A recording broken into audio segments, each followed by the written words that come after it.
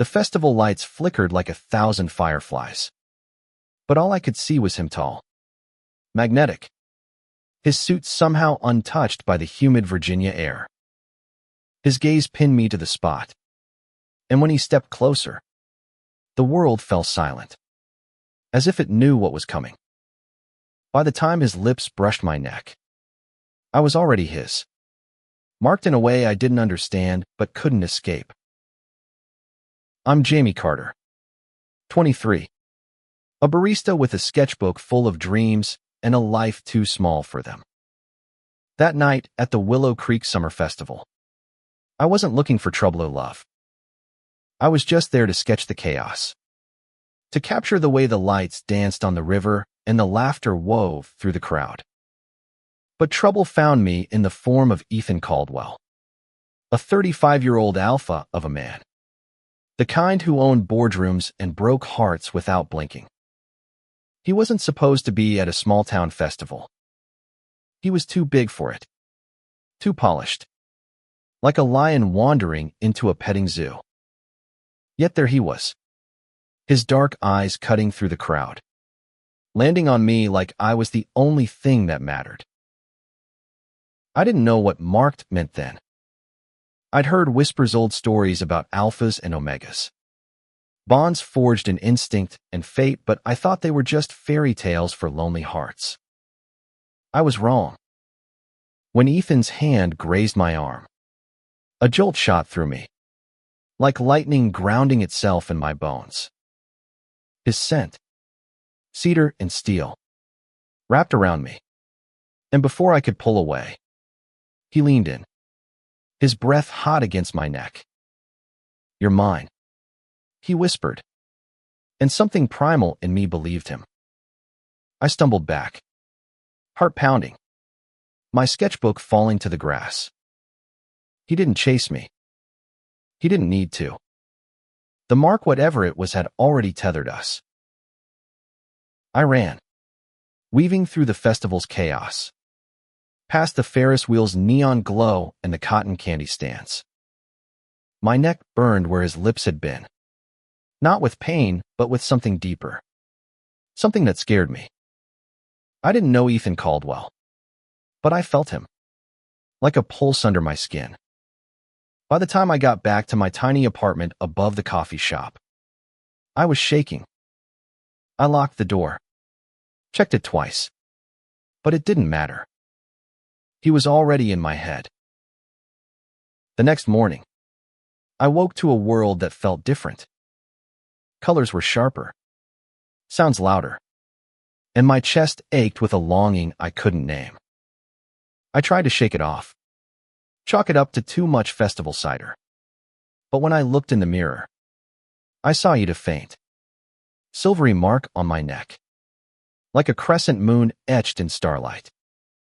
I touched it, and a shiver ran through me, followed by a memory of Ethan's voice, "You're mine."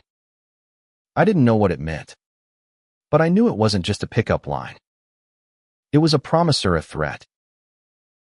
I went to work at Brewed Awakening, the coffee shop where I'd slung lattes for 2 years. The routine, grounded meg grind. Tamp. Pour. Repeat. But every time the bell above the door chimed, my heart leapt, half expecting Ethan to walk in. He didn't. Instead, I got curious glances from regulars, their noses twitching like they could smell something different about me. "You okay, Jamie?" asked Mrs. Larson, her knitting needles pausing mid-stitch. I nodded, forcing a smile. But I wasn't okay. I was a puzzle with a piece missing, and Ethan Caldwell held it. By noon, I couldn't take it anymore. I slipped into the back room, pulled out my phone, and Googled alpha marking omega. The results were a mess: mythology blogs, fan fiction, and a few sketchy forums about primal bonds. One post caught my eye. When an alpha marks you, it's not just physical. It's a claim on your soul. You'll feel them, need them, until the bond is sealed or broken. My stomach twisted. Sealed. Broken. I wasn't ready for either. That evening, he found me. I was closing up the shop. The last customer long gone. When the door swung open, Ethan filled the doorway, his presence sucking the air out of the room. He wore a tailored gray suit, but his eyes were wild, like a storm trapped in a bottle. "Jamie," he said, my name sounding like a prayer on his lips. I gripped the counter, my knees weak. "What did you do to me?" I demanded, my voice shaking. He stepped closer, and I swear I felt the mark on my neck pulse. "I didn't mean to," he said, his voice low, rough. But I couldn't stop it. "You're my omega." I laughed, sharp and bitter. "You're omega. I don't even know you." But my body betrayed me, leaning toward him like a flower chasing the sun. He didn't touch me, but his gaze held me captive. "You feel it, don't you?" he said. The pull. The need. I wanted to deny it, to tell him to leave. But the truth was in my racing heart, in the way his scent made me dizzy. "Why me?" I whispered. He looked away, jaw tight, like he was wrestling with something bigger than both of us. "Because you're the one I've been searching for," he said finally. "And now that I've found you, I'll protect you with everything I have." His words should have sounded ridiculous, like a line from a bad romance novel.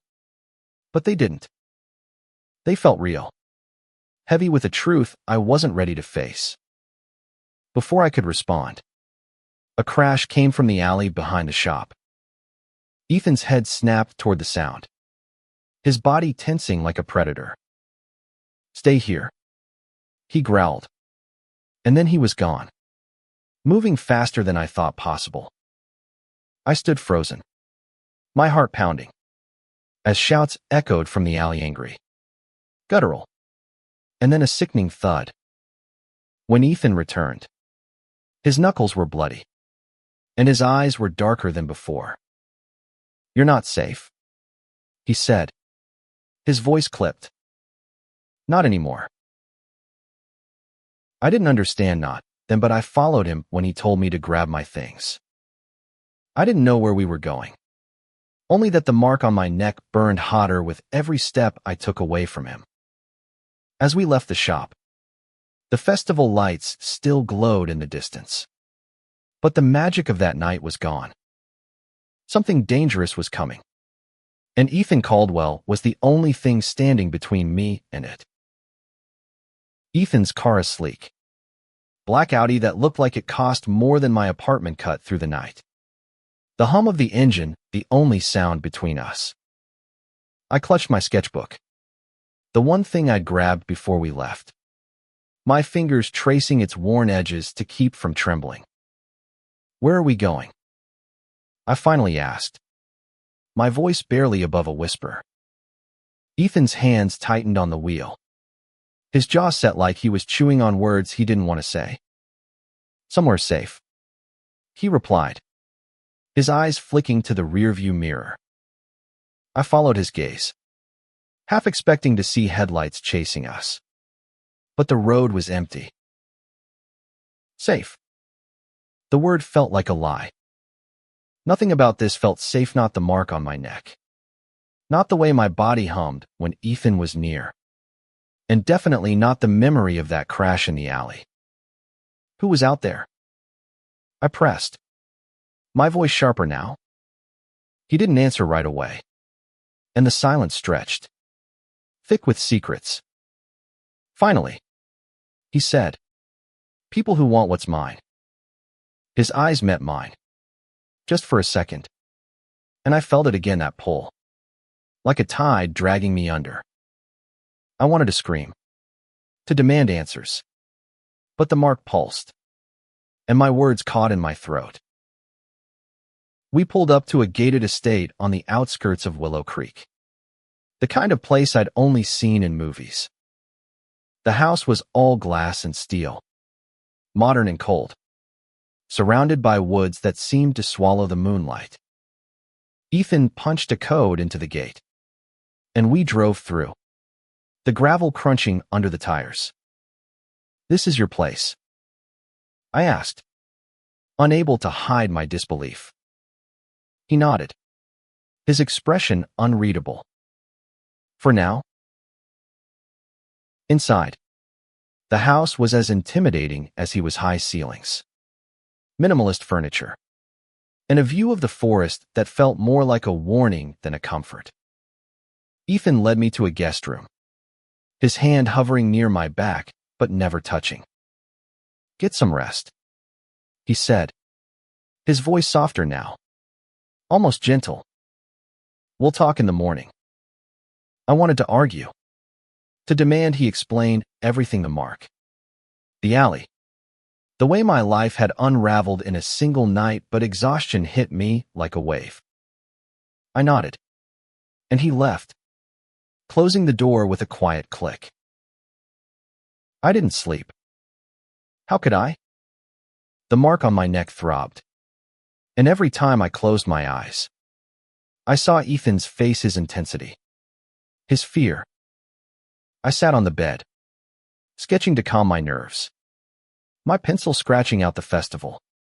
The moment he'd marked me, the lines came alive, capturing his sharp jaw, the hunger in his eyes. But the sketch felt incomplete, like I was missing something vital. I tore the page out, crumpled it, and started again.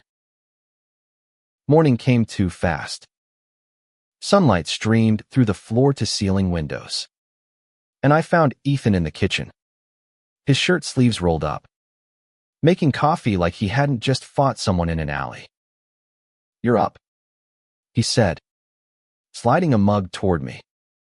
I ignored it, crossing my arms. "Start talking," I said.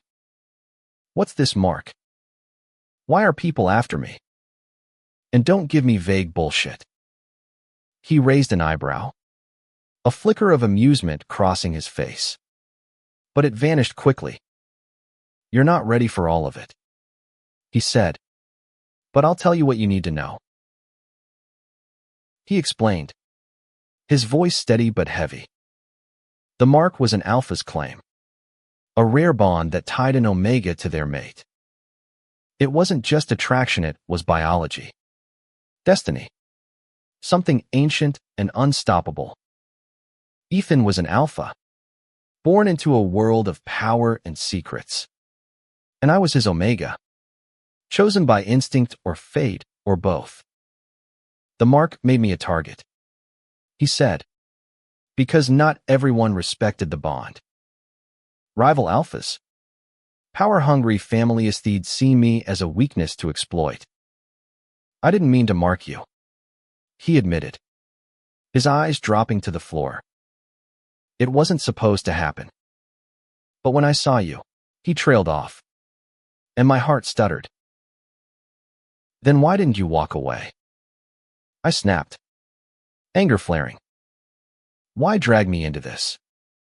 His gaze snapped back to mine, fierce and unyielding. "Because I can't," he said. "The moment I saw you, I knew. You're my last breath. Jamie. I'll burn the world down before I let anyone hurt you." His words hit me like a punch, stealing my breath. I wanted to hate him for appending my life, but the mark, the bond, made it impossible. I felt him, not just in my head, but in my blood, like he was part of me. "What happens now?" I asked, my voice small. He stepped closer, his scent wrapping around me again. "We figure it out together," he said. "But you need to trust me." Trust him? I barely knew him. But before I could argue, his phone buzzed. and his face darkened as he read the message. "We need to move," he said, grabbing his keys. "They found us." My stomach dropped. "Who?" I asked, but he was already pulling me toward the door. As we stepped outside, I saw a black SUV idling just beyond the gate, its windows too dark to see through. Ethan's hand tightened on mine, and for the first time, I realized he was just as scared as I was. The SUV's engine growled like a beast waiting to pounce, and Ethan's grip on my hand was the only thing keeping me from bolting. "Stay close," he whispered, his voice low but steady, like he was used to staring down danger. We ducked behind a row of hedges lining the estate, the morning air sharp with pine and fear. My heart hammered, the mark on my neck pulsing in rhythm, as if it could sense the threat. "Who are they?" I hissed, crouching low. Ethan's eyes scanned the gate, calculating. "Rivals," he said. "They want you to hurt me." We slipped through the woods, branches snapping underfoot, until we reached a hidden garage behind the house. Ethan yanked open the door, revealing a motorcycle sleek, black, and built for speed. "Get on," he ordered, tossing me a helmet. I fumbled with it, my hand shaking, but his urgency was contagious. I climbed on behind him, my arms wrapping around his waist, and the bike roared to life. We tore out of the garage, the wind whipping past us as we sped down a back road, the SUV's headlights shrinking in the distance. The ride was a blur of green and asphalt, Ethan's body a solid anchor against the chaos. I pressed my cheek to his back, his warmth seeping through his jacket, and for a moment, I felt safe. Stupid, maybe, but the mark made it hard to think straight. It was like my body trusted him even when my mind screamed to run. We didn't stop until we hit a small cabin deep in the Blue Ridge Mountains, the kind of place you'd miss if you blinked.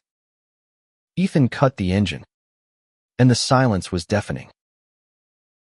Inside, the cabin was sparsely couch, a fireplace, a single bed in the corner. Ethan locked the door and checked the windows, his movements precise, like he'd done this 100 times. "We're safe here," he said, but his eyes didn't leave the window. I dropped onto the couch, my sketchbook still clutched to my chest. "Safe for how long?" I asked, my voice sharper than I meant. He turned, his expression softening. "As long as it takes." He sat across from me, elbows on his knees, and for the first time, I saw the weight he carried. "I owe you the truth," he said. "All of it." He told me about his world, a hidden society of alphas and omegas, governed by rules as old as time. Ethan was no ordinary businessman. He was the head of a powerful alpha family, the Caldwells, who controlled half the East Coast's underground trade. The mark wasn't just a claim.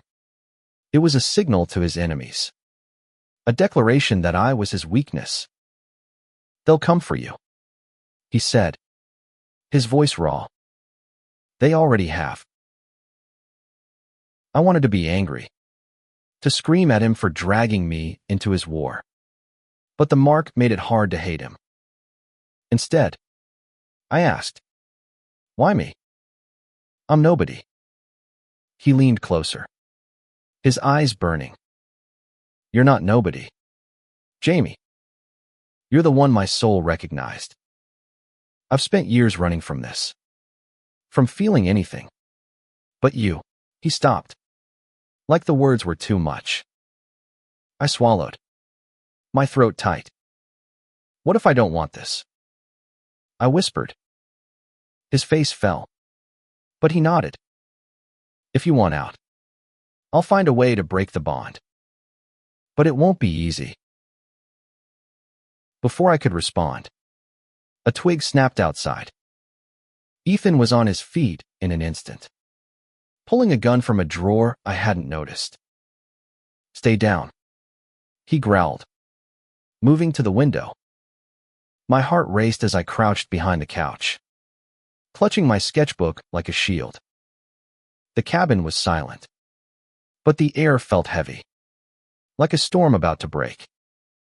Then, a voice called out cold, mocking.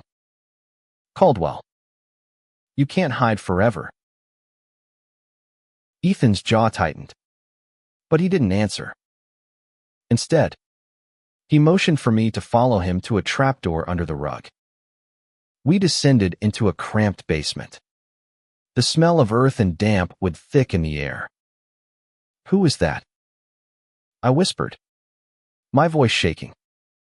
Lucas Kane, Ethan said, his tone clipped. Another alpha. He's been after my family for years. I didn't need to ask why. The hatred in that voice told me everything. We waited, the seconds stretching into eternity, until the footsteps above faded. Ethan's hand found mine in the dark, his touch grounding me. I won't let him touch you, he said, and I believed him not because of the mark, but because of the fire in his eyes. When we finally climbed out, the cabin was untouched, but Ethan's face was grim. We can't stay, he said. Kane's too close. We left at dawn, the motorcycle carrying us deeper into the mountains. I didn't know where we were going, only that Ethan was my only chance at surviving this. The mark on my neck burned, a constant reminder of the bond one didn't ask for but couldn't escape. As we rode, I wondered if I'd ever see Willow Creek again or if I'd even want to. My old life felt like a dream, fading with every mile, and Ethan was the only thing that felt real. The mountains blurred past, a green and gray smear against the roar of the motorcycle. My arms tightened around Ethan's waist, the mark on my neck pulsing with every heartbeat, as if it were counting down to something I couldn't see. We were running, but from what or who I still didn't fully understand. All I knew was that Ethan's world was a labyrinth of danger, and I was trapped in it with him. We stopped at a roadside diner, the kind with peeling paint and a neon sign that flickered open like it was on its last legs. Ethan scanned the parking lot before ushering me inside, his hand on the small of my back, a gesture that felt both protective and possessive. The diner smelled of grease and coffee, and the waitress barely glanced at us as she slid menus across the counter. I sat across from Ethan, my sketchbook open on the table, my pencil moving absently to capture the lines of his face-sharp jaw, shadowed eyes, a man carved from stone and secrets. You need to eat, he said, pushing a menu toward me. His voice was gentle, but there was an edge to it, like he was holding back a storm. I ignored the menu, my pencil scratching faster. I need answers, I said. You said Lucas Kane is after your family. Why? And why me? Ethan leaned back, his eyes narrowing as if weighing how much to tell me. Kane wants power, he said finally. My family controls the trade routes, money, influence, everything. He thinks taking you will break me, make me slip. I stopped sketching, my hand trembling. So I'm just a pawn. The words came out sharper than I meant, but the hurt was real. Ethan's face softened, and he reached across the table, his fingers brushing mine. No, he said, his voice low, fierce. You're everything. The market's not just strategy. It's my heart. Jamie, I didn't choose it, but I'd choose you 1,000 times over. My breath caught, the mark flaring with his words. I wanted to pull away, to guard myself against this pull. But his touch was a tether I couldn't break. What happens if he gets me? I asked, my voice barely a whisper. Ethan's jaw tightened, his eyes darkening. He won't, he said. I die first. The waitress interrupted, setting down plates of burgers and fries we hadn't ordered. Ethan thanked her, but his eyes never left me. We ate in silence, the weight of his words hanging between us. I didn't know how to feel scared, angry, or something softer, something dangerous. The mark made it hard to think, blurring the line between my feelings and the bond's pull. As we left the diner, Ethan's phone buzzed again. He read the message, his face hardening. We need to keep moving, he said, pulling me toward the bike.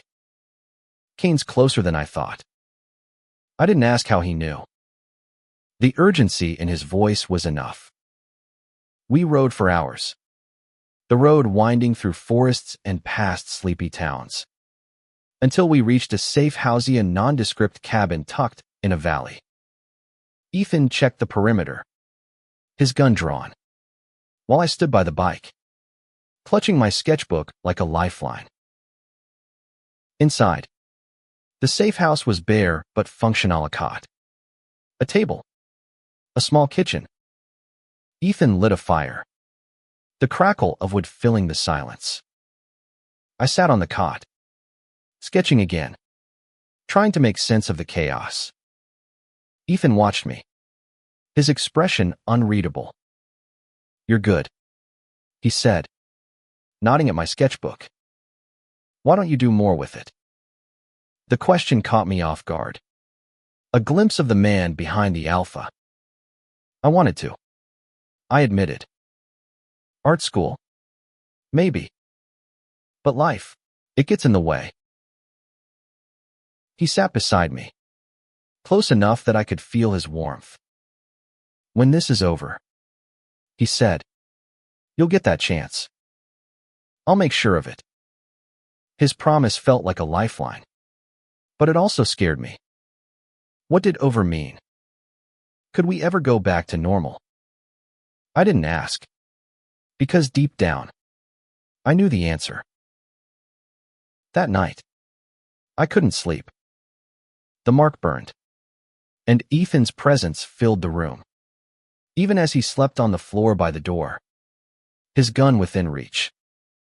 I sketched him again, capturing the way his chest rose and fell, the way his hand twitched like he was ready to fight even in his dreams. I didn't know if I loved him or hated him, but I knew I needed him, and that terrified me. At dawn, Ethan woke me with a gentle shake. We've got company, he said, his voice calm but urgent. I followed him to the window, my heart in my throat. Outside, two figures moved through the trees, their silhouettes sharp against the morning mist. Ethan grabbed his gun, his body shielding mine. Stay here, he said. But this time, I didn't listen. I grabbed a knife from the kitchen, my hands trembling but steady enough. If Kane wanted me, he'd have to go through both of us. The knife in my hand felt foreign, its weight a reminder of how far I'd fallen from my quiet life of lattes and sketches.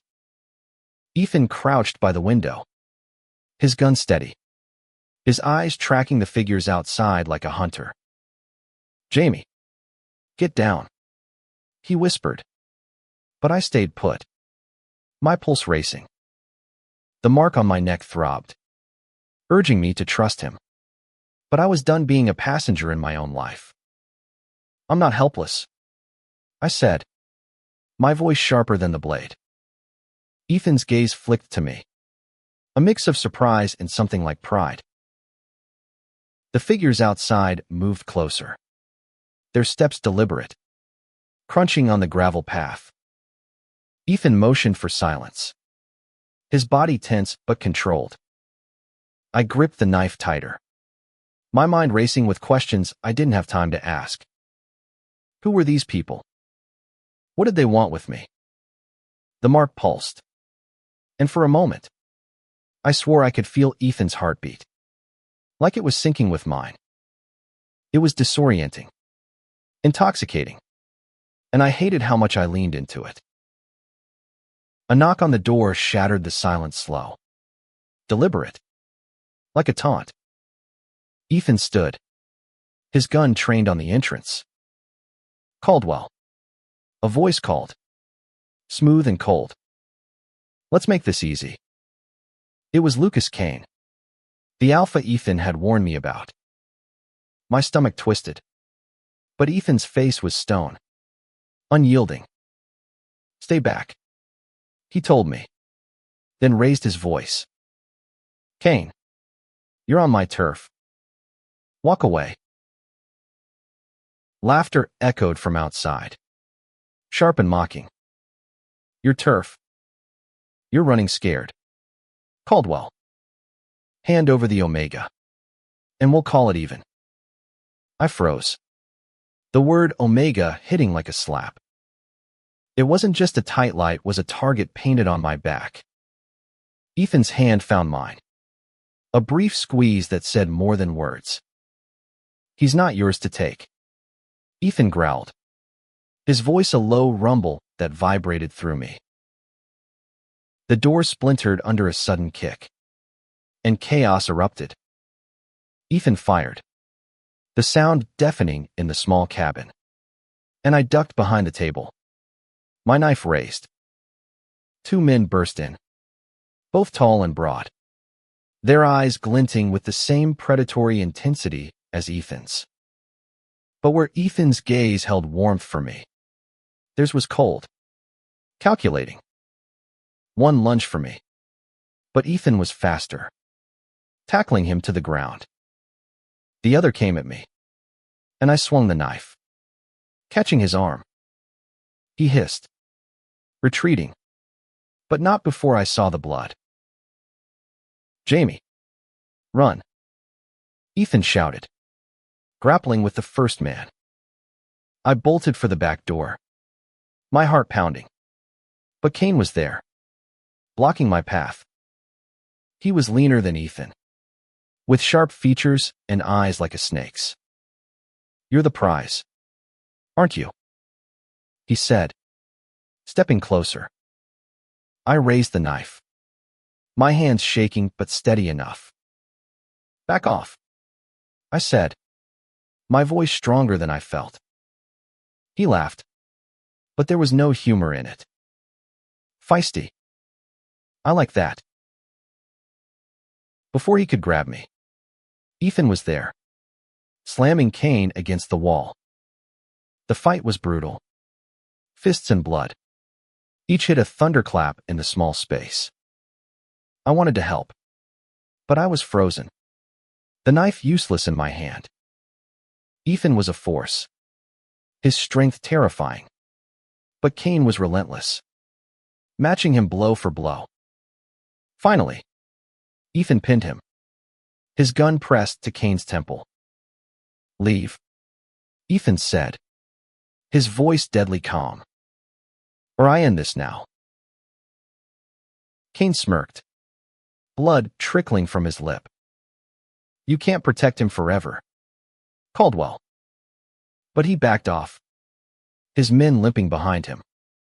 They disappeared into the trees, and Ethan slammed the door, his chest heaving. He turned to me, his eyes scanning for injuries. You okay? He asked, his voice rough. I nodded, but I was shaking, the knife clattering to the floor. He pulled me into his arms, and I let him, the marks singing at his touch. We can't stay here, he said, his breath warm against my hair. Kane's not done. I pulled back, meeting his eyes. Then stop running. I said, teach me how to fight this. I'm not your damsel. His lips twitched. Almost a smile. You're more than that, he said. But you're right. We need a plan. We spent the day preparing Ethan, teaching me basic self-defense. His hands guiding mine with a gentleness that didn't match his strength. He showed me how to aim his spare gun, how to move quietly, how to read a room for threats. It was exhausting, but it felt good to do something, to take control. That night, we sat by the fire, my sketchbook open between us. I drew him again, capturing the way his eyes softened when he looked at me. Why do you keep drawing me? He asked, his voice quiet. I shrugged, my cheeks warm. Because you're real, I said, even when nothing else is. He leaned closer, his hand brushing my neck where the mark lay. I don't deserve you, he whispered. And before I could argue, he kissed me. It was soft at first, then desperate, like he was pouring everything into it: fear, hope, need. The mark burned, but it wasn't pain. It was home. Ethan's kiss lingered on my lips, a warmth that battled the cold fear in my chest. The mark on my neck hummed, binding us closer. But the weight of Kane's threat hung over us like a storm cloud. We were in a war we didn't start. And I was learning fast that love in Ethan's world came with a body count. As we sat by the fire, his arm around me, I realized I wasn't just falling for him, I was choosing him. Mark or no mark.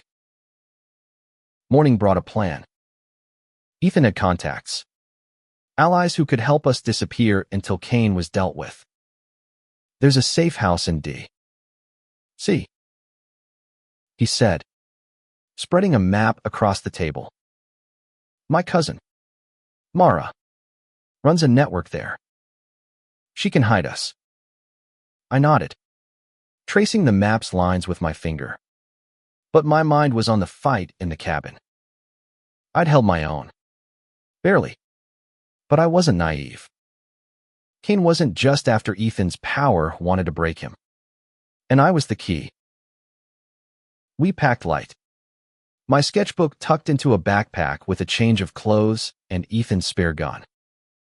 The motorcycle was too exposed now. So we took an old pickup truck hidden in the woods, its engine coughing like it resented being woken. The drive to D.C. was quiet, the radio crackling with static. But Ethan's hand rested on my knee. A steady anchor.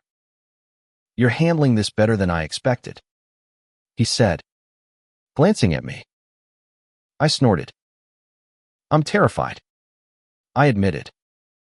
But I'm not running away. His smile was small, but it lit up his face, and the mark pulsed, warm and alive. D.C. was a shock after the mountains crowded. Loud. A city that didn't sleep. Mara met us at a nondescript row house in Georgetown, her sharp eyes and quick handshake sizing me up. So you're the Omega, she said, her tone neutral but curious. I bristled, but Ethan's hand on my back steadied me. He's Jamie, he said, his voice firm. And he's with me. Mara raised an eyebrow but didn't push. She led us inside, where maps and laptops covered every surface. A war room disguised as a home. Mara filled us in. Kane wasn't just a rogue alpha. He was backed by a rival family, the Drakes, who wanted the Caldwell's territory. The mark on my neck made me a symbolo way to prove Ethan's vulnerability. They'll keep coming, Mara said, Her voice matter-of-fact. Unless you take the fight to them. Ethan's face darkened. But I saw the wheels turning. What's the play? I asked, surprising myself. Mara grinned. I like him, she told Ethan. Then turned to me. We draw Kane out. Use you as bait. Ethan's growl was immediate. Low and dangerous. No way. But I grabbed his arm. My heart racing. If it ends this, I'm in, I said. I'm done hiding. Ethan's eyes searched mine, and I saw the conflict his need to protect me warring with his respect for my choice. Finally, he nodded, but his jaw was tight. We do it my way, he said. Mara smirked. Always. The plan was simple but risky. Leak my location to Kane's network. Lure him to a warehouse in Anacostia. And take him down with Mara's team. Ethan trained me harder that day hand-to-hand. Knife work. How to shoot without flinching. His hands were steady, but his eyes betrayed his fear. You don't have to do this, he said as we practiced. I met his gaze. My own fear buried under resolve. I want to, I said. For us. That night, we lay together on a narrow cot in Mara's safe house. His arms around me. His breath warm against my neck. I never wanted this for you, he whispered, his fingers tracing the mark. I turned to face him, my hand on his cheek. I'd rather be here, with you, than anywhere else, I said. His kiss was fierce, a promise we'd both fight to keep. The next day, we moved. Mara's team set up at the warehouse, a crumbling brick building by the river. I stood in the open, my heart pounding, while Ethan and the others hid in the shadows. The mark burned, sensing Ethan nearby, and I clung to that feeling, letting it steady me. When Kane arrived, his smirk was the same, but his eyes were colder. No Caldwell to save you now, he taunted, stepping closer. I held my ground, my hand on the knife hidden at my waist.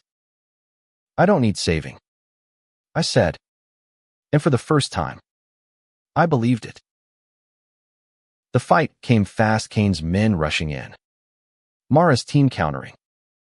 Ethan was a blur, his gun and fists a deadly dance. I slashed at Kane, catching his arm, but he was stronger, pinning me against a crate. The mark screamed, and so did I, kicking him off just as Ethan reached us. Together, we fought, a rhythm born of the bond, until Kane was down, his men retreating. Ethan pulled me close, his hands checking for wounds. You're okay, he breathed, like a prayer.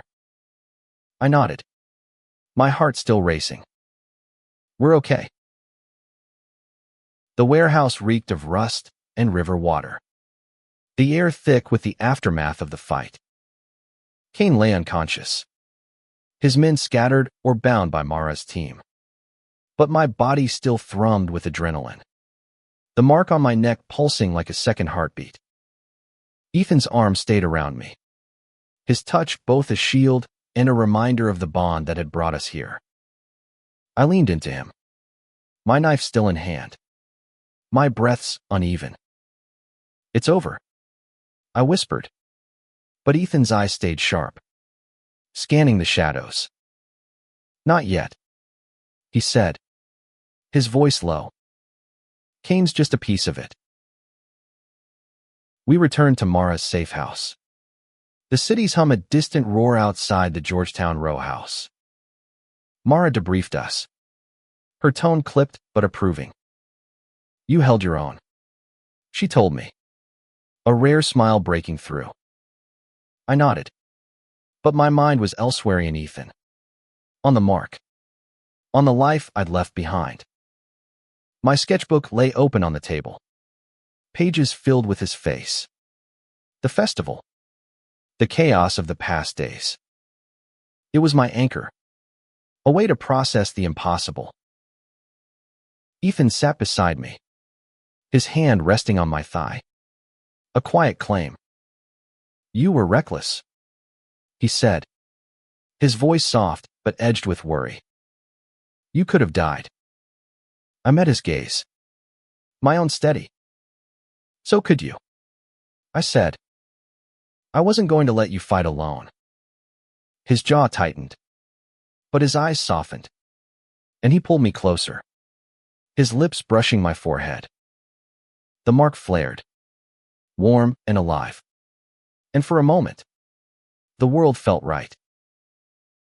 But peace was fleeting.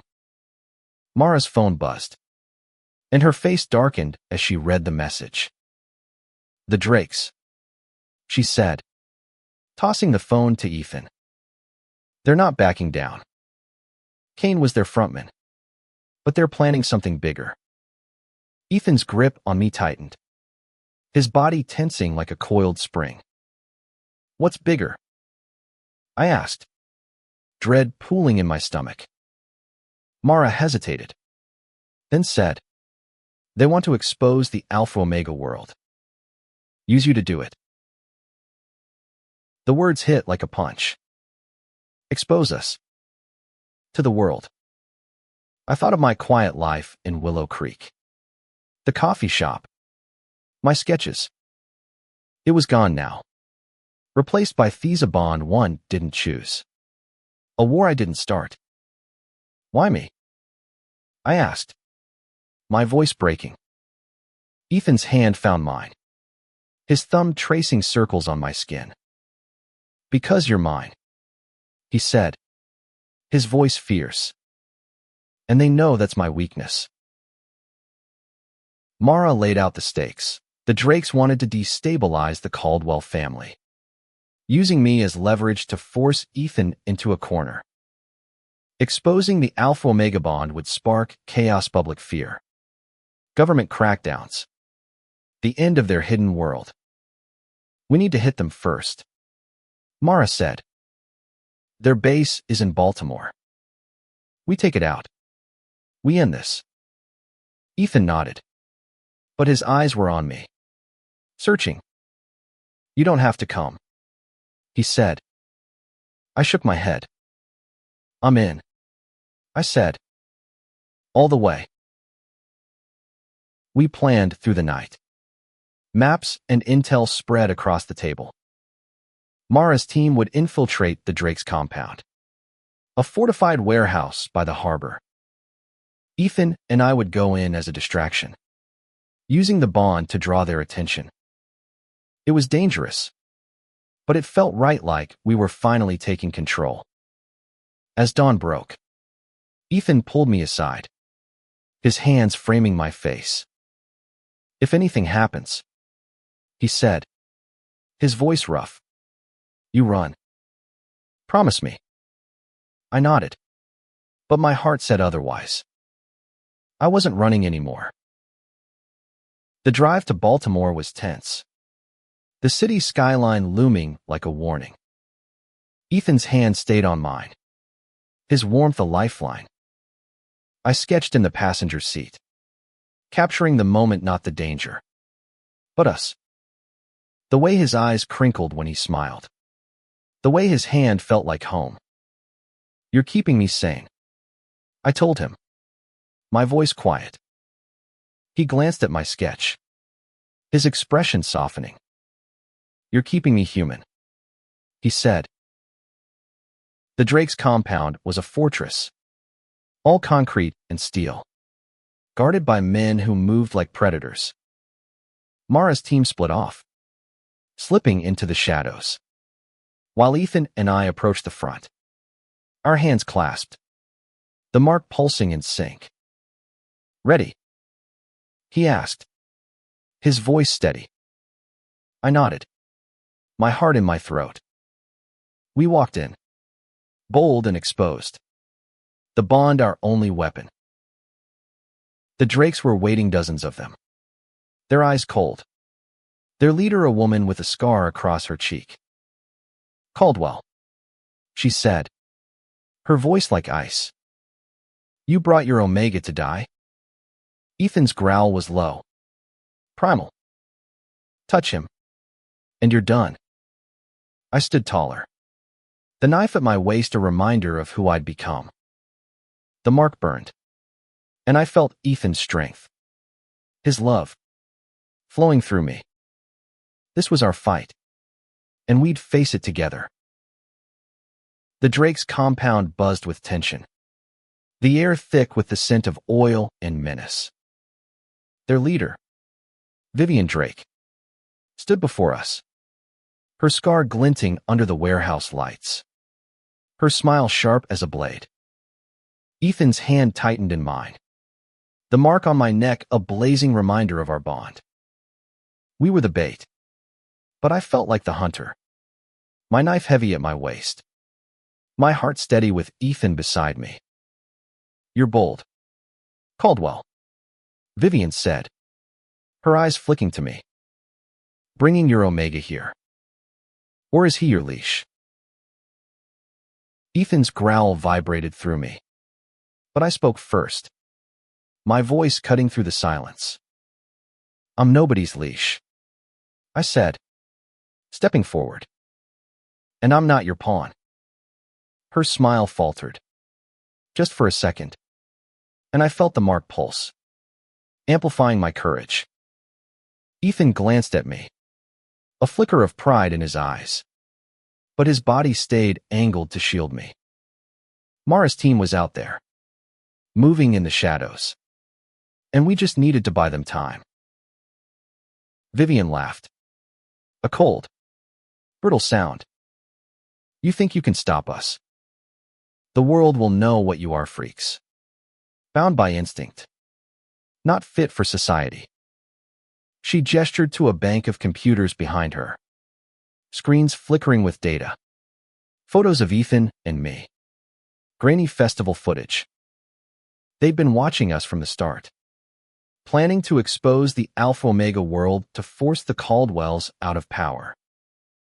"You can't hide forever," she said. "One broadcast, and your kind is done." Ethan's voice was steel. "You won't get the chance." As he spoke, a muffled explosion rocked the warehouse. Mara's team. Right on cue. Chaos erupted, Drakes scattering as gunfire echoed. Ethan pulled me behind a crate, his gun raised, his body a wall between me and the fight. "Stay low," he said, but I was already moving, my knife out, my instincts sharper than ever. The mark wasn't just a bond, it was power, sinking us, making us stronger together. We fought side by side, a dance of instinct and trust. I slashed at a Drake who came too close, my blade catching his arm, while Ethan took down another with a single shot. Vivian was the real threat, though, dodging through the chaos. Her eyes locked on me. "You're the key, Omega," she hissed, lunging. I ducked, my training kicking in, and Ethan was there, tackling her to the ground. But she was fast, twisting free, a gun in her hand now. She aimed at me, and time slowed. "No," Ethan roared, throwing himself in front of me as the shot rang out. He hit the ground, blood blooming on his shoulder, and my world tilted. I dropped to his side, my hands shaking as I pressed them to the wound. "Ethan, stay with me," I begged, the mark screaming in my chest. His eyes met mine, pain etched in them but steady. "I'm not going anywhere," he rasped, his hand finding mine. Mara's team swept in, subduing Vivian and her men. The warehouse falling silent except for the hum of those computers. I held Ethan, my heart in my throat, until Mara knelt beside us. Her face grim but calm. "He'll live," she said, binding his wound. "But we need to move." We carried him to the truck, my sketchbook forgotten in the chaos, my focus only on him. The mark pulsed, tethering us, and I knew I'd never let go. Weeks later, we were back in Willow Creek. The festival lights long gone. The town quiet under a blanket of stars. Ethan's shoulder was healing, the scar a reminder of what we'd survived. The Drakes were dismantled, their network exposed not to the world but to the Caldwell allies, who ensured their silence. The Alpha Omega world stayed hidden. For now. We stayed in Ethan's estate, my sketches now lining the walls his face. Our story. A new beginning. One night, by the river where it all started, Ethan took my hand, his eyes soft but fierce. "I never wanted to trap you," he said, his thumb brushing the mark. "If you want out, I'll find a way." I shook my head, my heart full. "I'm not trapped," I said. "I'm home." His kiss was a promise, the mark a vow, and I knew we'd face whatever came next together. My old life was gone, but I didn't miss it. I had Ethan, my art, a future we'd fight for. The mark wasn't just a claim, it was our strength, our love, our last breath shared. And as we stood there, the river reflecting the stars, I sketched us in my mind one final image. Not of danger, but of us, whole and unbroken.